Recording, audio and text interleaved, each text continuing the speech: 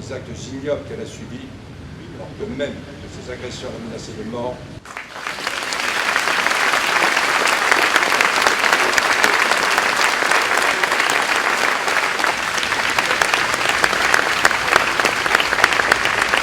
Je me suis dit que ça aurait pu arriver à mon enfant et je suis très touché. Vraiment, je suis très touché, je suis écœuré. L'antisémitisme, le racisme, globalement, l'opposition des extrêmes qui est inacceptable et qui va faire exploser notre société, qui est déjà en train d'exploser et qui m'interroge beaucoup par rapport à ce pays, à notre vie dans ce pays, qu'on soit juif ou pas d'ailleurs. Tout le monde devrait s'interroger sur ce qui se passe. Je ne pensais pas qu'il y aurait autant de monde.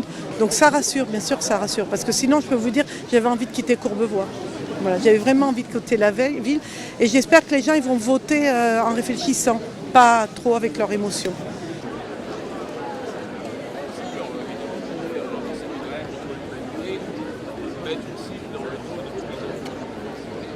Ma présence ce matin, comme celle de tous les habitants de Courbevoie qui étaient là, c'était d'abord d'exprimer notre émotion, notre horreur devant ce qui s'est passé ici samedi dernier, de dire notre soutien, notre solidarité à la victime, à sa famille, à tous ses proches, et aussi de tirer la sonnette d'alarme, d'envoyer un message à la société française en disant que l'explosion des actes antisémites dans notre pays depuis le 7 octobre, on l'a vu avec des chiffres tout à fait impressionnants, plus 1000% sur le dernier trimestre 2023, plus 300% début 2024, eh bien, doit cesser, qu'il faut que nous menions ce combat avec clarté. Ce rassemblement était fait uniquement pour cette jeune fille et sa famille.